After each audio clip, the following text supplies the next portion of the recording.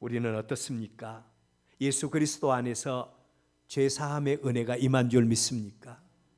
하나님과 끊어진 관계가 회복된 줄 믿습니까? 죄와 사망에서 생명으로 영생으로 구원받은 하나님의 능력이 우리 가운데 임하신 줄로 믿습니까? 예수 그리스도 안에 있는 자들에게 이런 은혜가 있다는 겁니다. 이 예수님을 만난 사람들은 행복한 사람들이에요.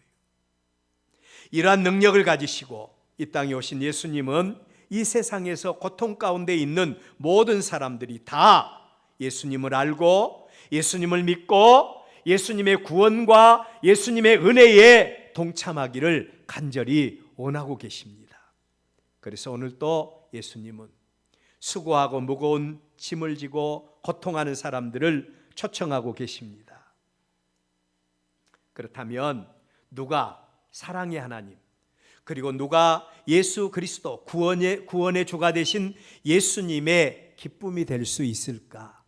여러분, 우리 한 사람 한 사람이 하나님의 기쁨과 예수님의 기쁨이 되는 것이 우리의 소망인 줄로 믿습니다. 그렇다면 누가 하나님의 기쁨과 예수님의 기쁨이 될 수 있어요?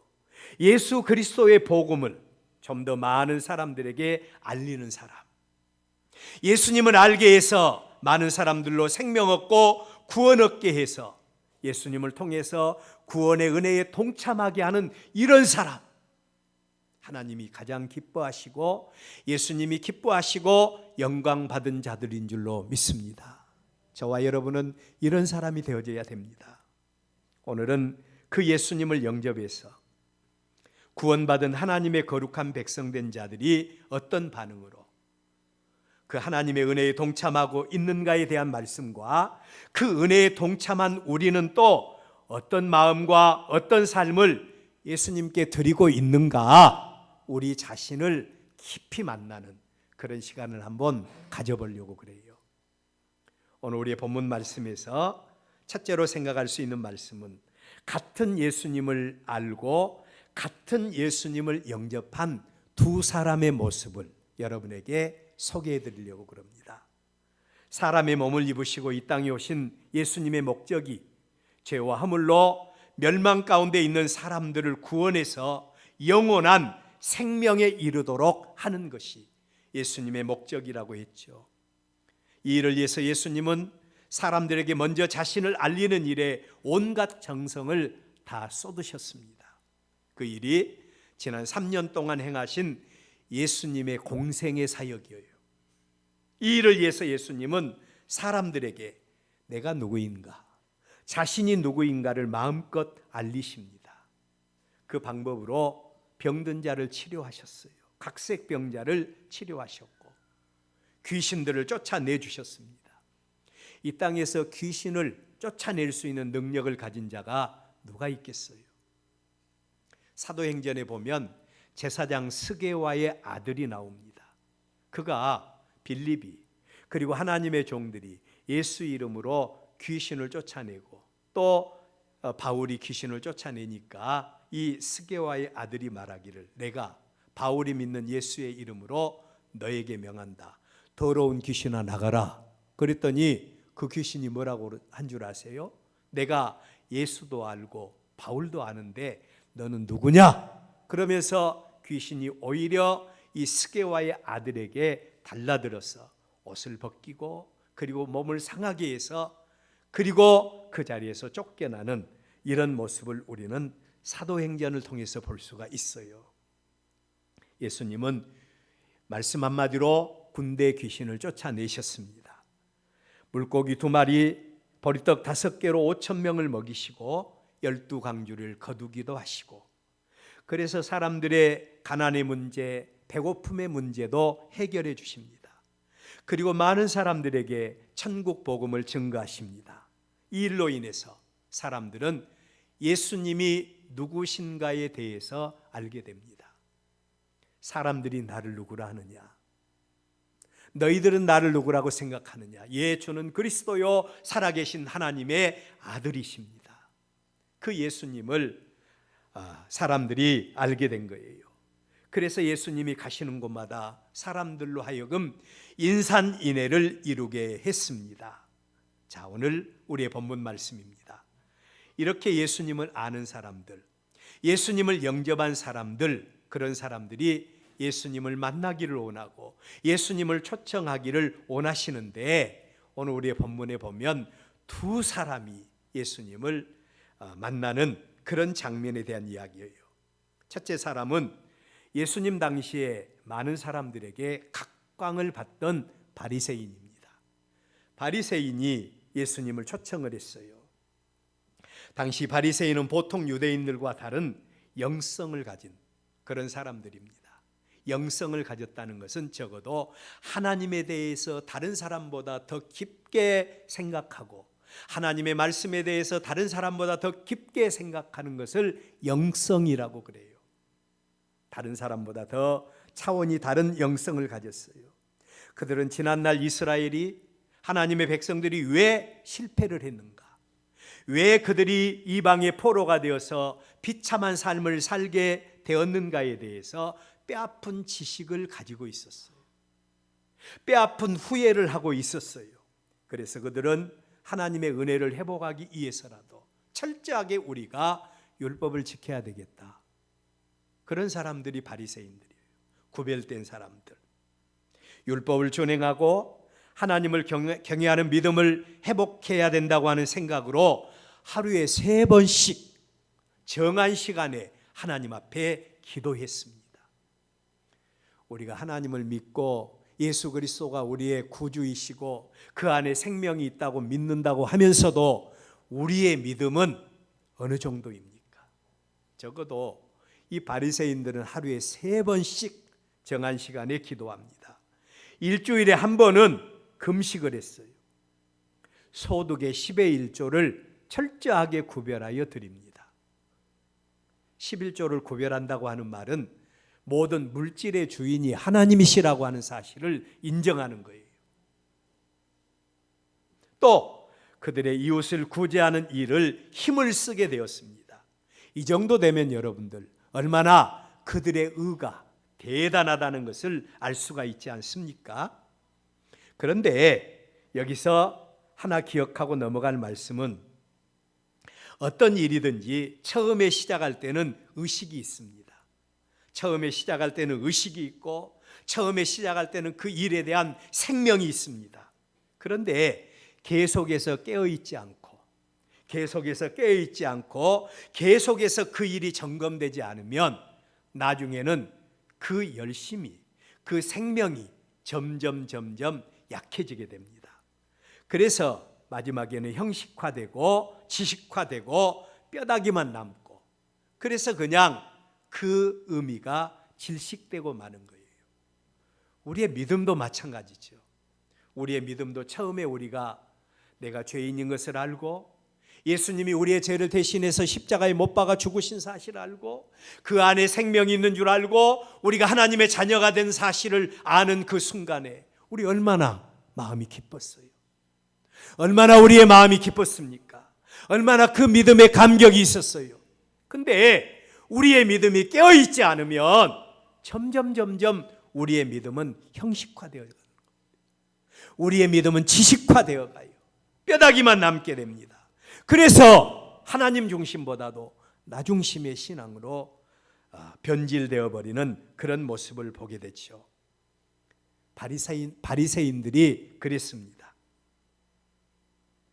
그런데 오늘 우리의 본문에 바리새인은 그런 능력으로 역사하신 예수님을 바라보게 된 겁니다.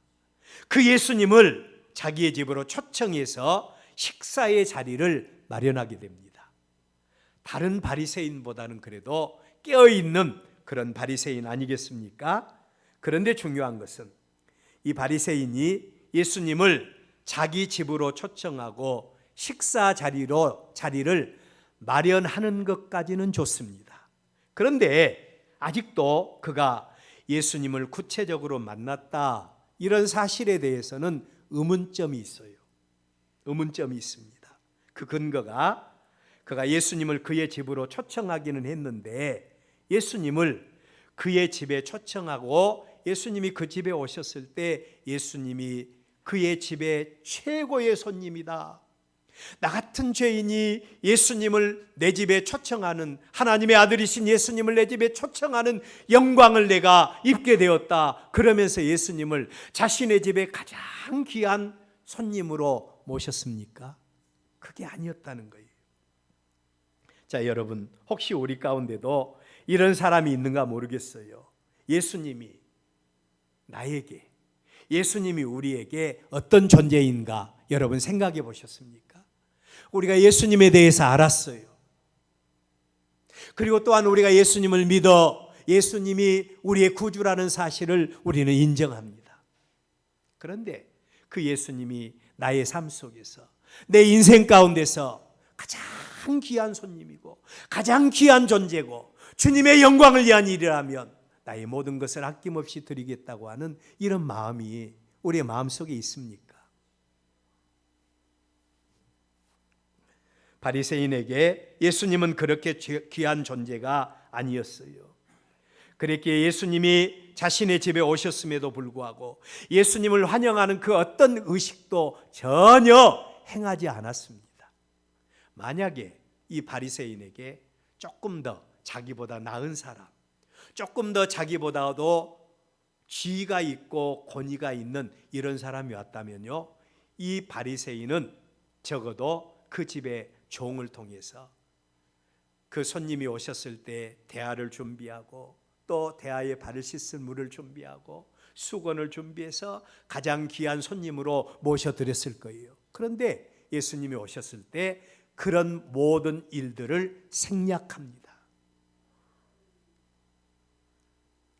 반면에 우리의 본문 37절에 보면 예수님이 누구신가에 대해서 아는 또 한 사람, 예수님께 나온 또 한 사람이 있지요. 그 동네에서 죄인이라고 소문난 여인입니다. 그 여인이 구체적으로 어떤 죄를 범했는가는 잘 알 수 없어요. 성경에 나와 있지 않으니까 잘 알 수 없지만 단지 당시 여인들이 많은 사람들에게 정죄받을 죄인으로 인식될 수 있는 그런 죄가 무엇일까? 사람들의 눈에 가장 잘 드러나는 죄가 있는데 그게 바로 간음죄입니다. 간음죄. 당시에 가난한 여인, 홀로 된 여인들이 할 수 있는 일이 지금같이 그렇게 많지 않아요. 오히려 지금은 보면 여자들이 하는 일이 남자들이 하는 일보다 더 많지 않아요. 근데 예수님 당시에는 그렇지를 못했어요. 그래서 그들이 할 수 있는 일이 있다면 기껏해야 밖에 나가서 구걸하는 일이나 아니면 창녀가 되어서 간음죄를 범하는 그런 일밖에는 다른 도리가 없었던 겁니다. 이 여인도 그런 여인이 아니었는가 싶어요. 그러한 여인이 예수님의 자기 계시, 예수님의 자기 계시를 통해서 예수님이 누구신가에 대해서 알게 된 겁니다. 알게 되었어요. 그래서 이 여인이 나도 그 은혜에, 나도 그 생명에 동참해야 되겠다, 이런 마음이 있어서 예수님께 나온 겁니다. 그 여인이 예수님께 나올 수 있었던 것은 예수님에 대한 깊은 지식이 있었기 때문입니다. 주일 오후에 우리가 성경 공부를 하고 있죠. 가급적인 우리 성도들이 좀 많이 참석했으면 좋겠어요. 왜냐하면 우리가 주님을 깊이 알면 깊이 알수록 우리가 주님의 영광을 위해서 더 헌신하고 그 은혜를 더 사모할 수 있기 때문인 줄로 믿습니다. 아멘. 아멘이 적으시네. 아멘. 예, 그래요. 저는 비록 형편과 처지 때문에, 자신은 비록 형편과 처지 때문에 동네 사람들에게 죄인으로 낙인이 찍힌 그런 상태입니다. 그럼에도 불구하고 그 마음속에는 예수 그리스도 안에서 주어지는 사죄의 은총, 예수 그리스도 안에서 주어지는 구원의 은혜, 그 안에서 주어지는 생명에 대한 갈망함이 있었기 때문에 내가 예수님께 나가야 되겠다. 사실 많은 사람들에게 죄인으로 낙인이 찍힌 이 여인이 사람들을 넘어서서 예수님 앞에 나온다는 사실이 그렇게 평탄한 일이 아니에요. 핑계할 수도 있죠. 창피하다고요. 사람들이 두렵다고요. 예수님이 나를 받아줄까 염려가 된다고요. 얼마나 많은 장애물이 이 여인과 예수님 앞에 존재를 했습니까? 그럼에도 불구하고 이 여인에게 있어서 예수 그리스도의 은혜와 예수 그리스도 안에서 주어지는 그 생명과 그 예수 그리스도 안에서 주어지는 은혜가 너무나도 이 여인에게 중요했기에 모든 것을 초월해서 예수님께 나온 겁니다. 저는 이러한 이 여인의 모습을 장애물을 극복하고 예수님께 나온 모습이다, 그렇게 정의를 해보았습니다. 그리고 예수님의 뒤로 돌아와서 예수님의 발 곁에 서서 울며 눈물로 그 발을 적시고 머리털로 예수님의 발을 닦고 그 발에 입 맞추고 있습니다. 바리새인은 예수님이 그 집에 왔지만 발 씻을 물도 주지 않았는데 이 여인은 여인의 영광이라고 하는, 자존심이라고 하는 머리털을 가지고 예수님의 발을 씻어드리는 여인의 모습이에요. 가장 귀한 보물로 여겨졌던 향유를 예수님께 부어드림으로 나도 예수님의 은혜에 동참하기 원한다고 하는 간절한 마음을 이 여인이 예수님께 드린 겁니다. 여러분, 이런 여인에게 예수님과의 나와의 사이에서 장애물이 있을 수 있겠어요? 핑계 되겠어요? 목사님, 내가 믿음으로 살려고 하는데 여러 가지 장애물이 있습니다. 이런 핑계와 이런 조건이 이 여인에게 있을 수 있겠습니까? 아니요. 이 여인에게 있어서 그 어떤 것도 장애가 될 수가 없었습니다. 장애물을 초월하고 가장 귀한 것이라도 아낌없이 희생하면서 예수님의 은혜에 동참하기 원하는 갈망함이 우리에게 있을 때 중심을 보신 주님께서 우리를 보시고 영광 받으실 줄로 믿습니다. 우리 엘베델 교회 모든 성도들이 적어도 이 믿음을 소유할 수 있기를 축원합니다. 두 번째로 죄에 대한 사람들의 개념, 그리고 죄에 대한 하나님의 개념이에요. 우리 본문 39절, 예수를 청한 바리새인이 그것을 보고 마음에 이르되 이 사람이 만일 선지자라면 자기를 만지는 이 여자가 누구며 어떠한 죄인인 줄로 알았으리라 하거늘. 예수님이 이 여인이 눈물을 흘리면서 머리털로 자기 발을 씻고 그리고 향유를 붓고 하는 이 여인을 바라보면서 예수님께서 그 여인의 모든 행위를 용납하고 계실 때에 바리새인이 그를 바라보면서 예수님이 만약에 선지자라면 이 여인이 누구인 줄 알고 그리고 이 여인의 모든 행위를 제지할 수 있을 것이라고 생각한 겁니다. 이렇게 사람은 외모를 보고 판단하지요. 그러나 하나님은 그 중심을 보십니다. 예수님 앞에 나온 여인 겉으로 드러난 그 여인의 모습은 그 동네 모든 사람들이 잘 아는 소문난 죄인인 것 사실입니다. 사람들은 겉으로 드러난 죄를 보고 정죄하고 판단하기를 너무너무 좋아해요. 우리도 그렇지 않습니까? 나는 어떤 사람인지 자기를 들여다보지도 아니하면서 남들의 죄에 대해서 책망하고 판단하고 정죄하기를 우리는 얼마나 좋아합니까? 죄에 대한 하나님의 생각도 예외는 아닙니다. 죄의 삭은 예외 없이 하나님에게 있어서 사망입니다. 우리 그리스도인들, 하나님을 믿는 하나님의 백성이라면 죄를 두려워해야 됩니다. 저는 우리 성도들을 바라보면서, 우리 한국교회와 아니 이 시대의 성도들을 바라보면서 저도 마찬가지예요. 죄에 대해서 너무 둔감하다고 생각을 해요. 죄를 두려워하지 않아요. 하나님이 말씀하셨음에도 불구하고 하나님의 말씀대로 살려고 하지 않아요. 핑계와 조건이 너무 많습니다. 죄의 삭은 예외 없이 사망입니다. 이 여인도 그 죄로 인해서 정죄받고 하나님의 사랑에서 끊어질 수밖에 없는 사람이에요. 그런데 그 여인이 지금 누구 앞에 나왔습니까?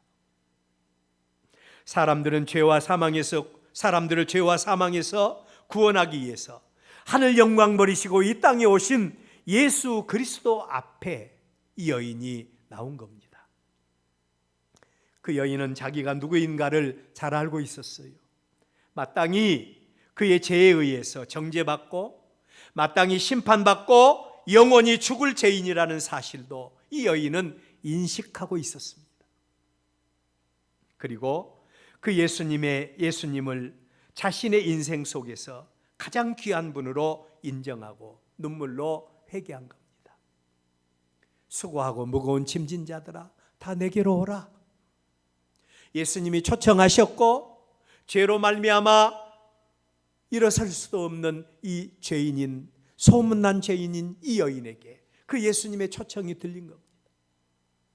그리고 예수님 앞에 나와서 자신의 죄를 인정하고 예수님의 구원의 은혜를 간절히 사모하고 눈물로 회개하고 자신의 자존심이라고 하는 머리털로 예수님의 발을 씻고 가장 귀한 향유를 예수님께 부어드림으로 예수님을 내 마음속에 영접하고 나도 예수님의 그 은혜에 동참하기를 원합니다. 갈망하는 마음으로 예수님께 나오게 된 겁니다.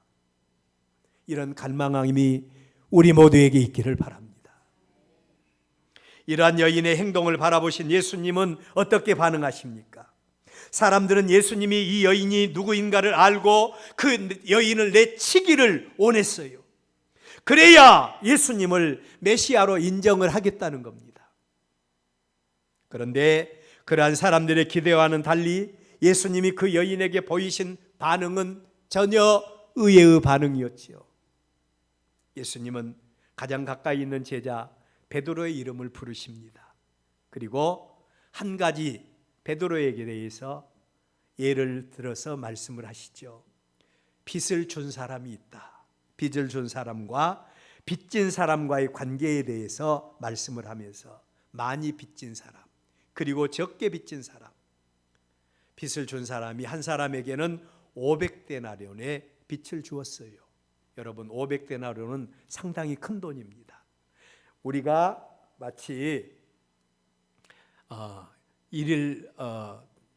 일용자들이 벌 수 있는 하루에 벌 수 있는 돈이 한 데나리온이라고 한다면 적어도 500데나리온 500일 동안 한 푼도 쓰지 않고 저축하고 저축할 수 있는 돈이 500데나리온이에요. 갚기 쉽지 않잖아요.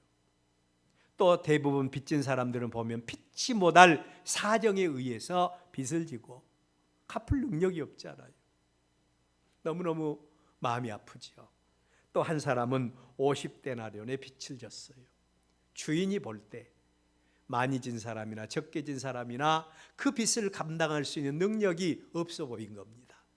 그래서 주인이 그 빚진 사람들에게 그 빚을 다 탕감해 주었어요. 그렇다면 그 빚진 사람들 가운데 누가 더 주인에 대해서, 채주에 대해서 누가 더 감사하겠는가? 많이 탕감받은 사람인가? 적게 탕감받은 사람인가? 여러분, 많이 탕감받은 사람이 채주에 대해서 더 깊은 감사의 마음이 있지 않겠습니까?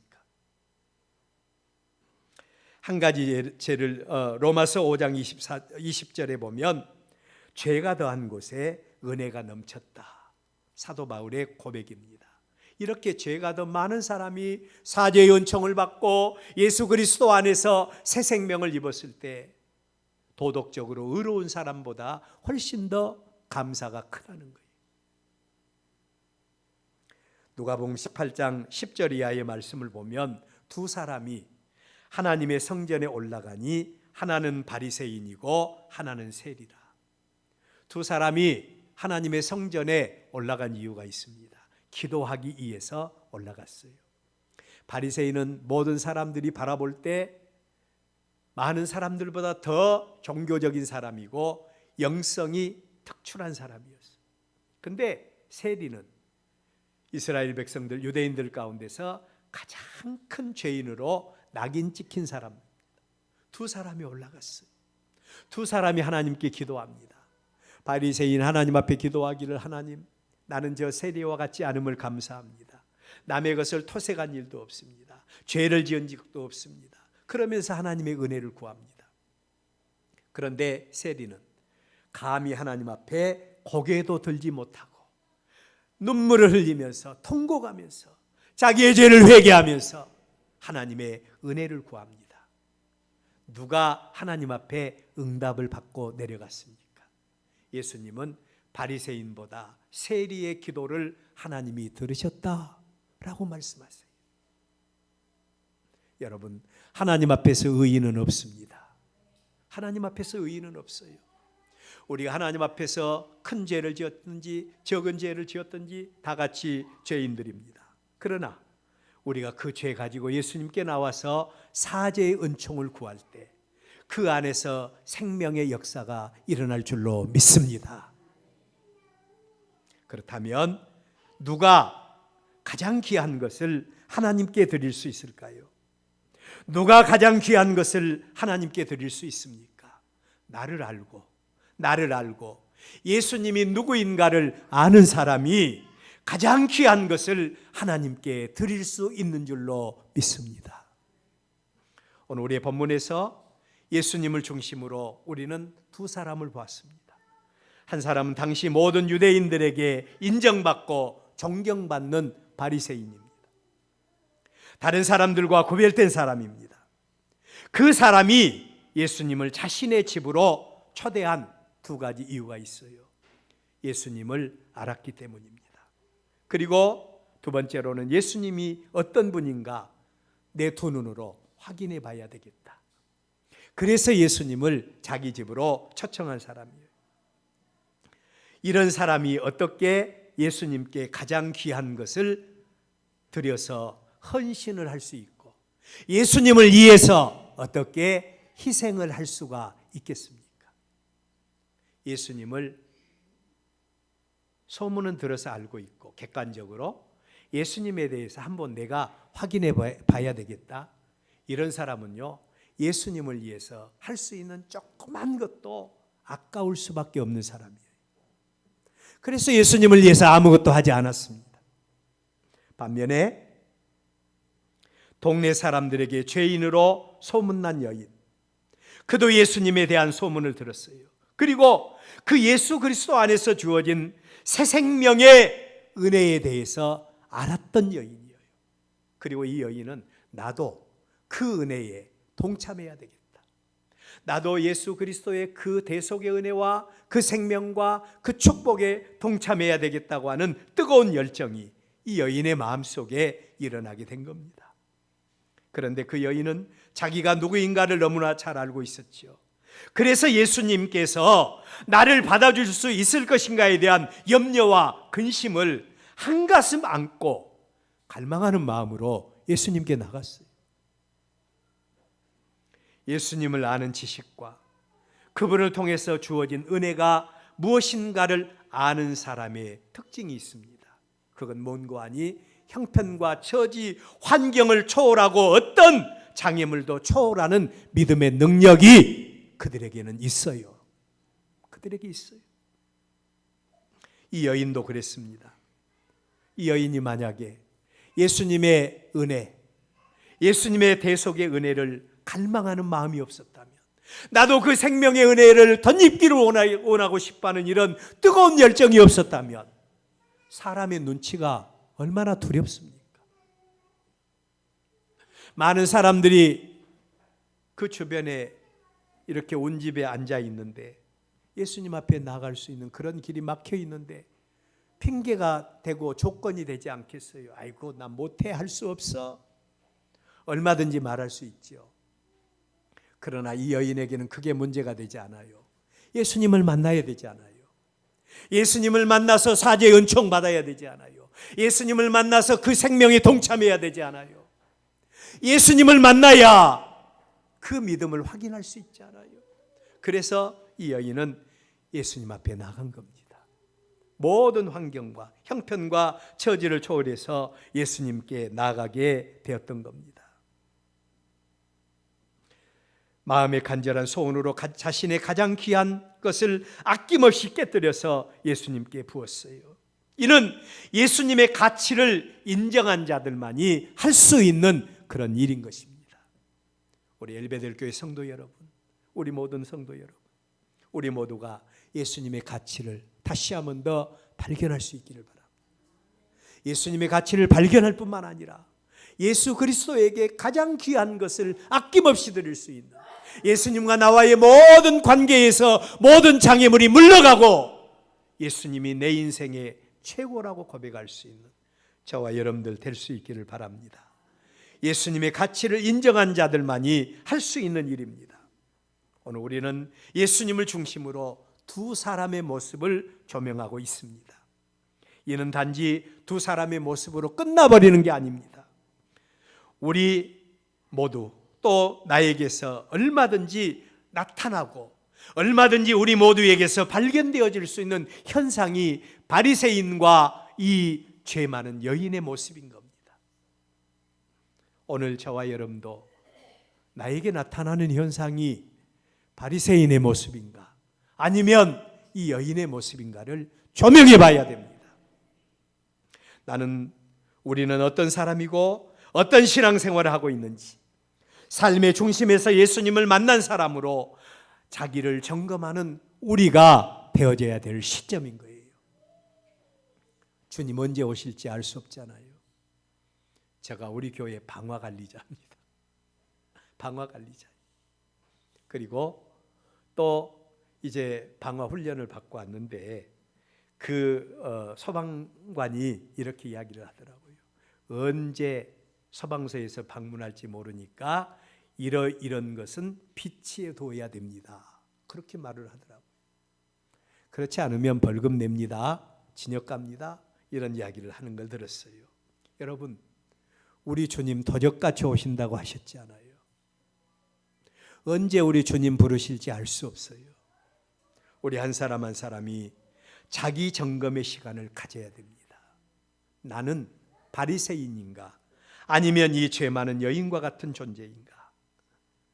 그분만이 흥망성쇠 생사화복의 생명의 주인이신 줄 알고 정말로 주님께 최고의 가치를 드릴 수 있는, 오직 우리의 아버지 되신 하나님 앞에 최고의 가치를 드릴 수 있는 저와 여러분이 될 수 있기를 바랍니다. 그분을 위해서라면 가장 귀한 것이라도 아낌없이 내어줄 수 있는 저와 여러분들 될 수 있기를 바랍니다. 하나님 앞에 서는 그날에 인정받는 저와 여러분들 되시기를 주의 이름으로 축원합니다.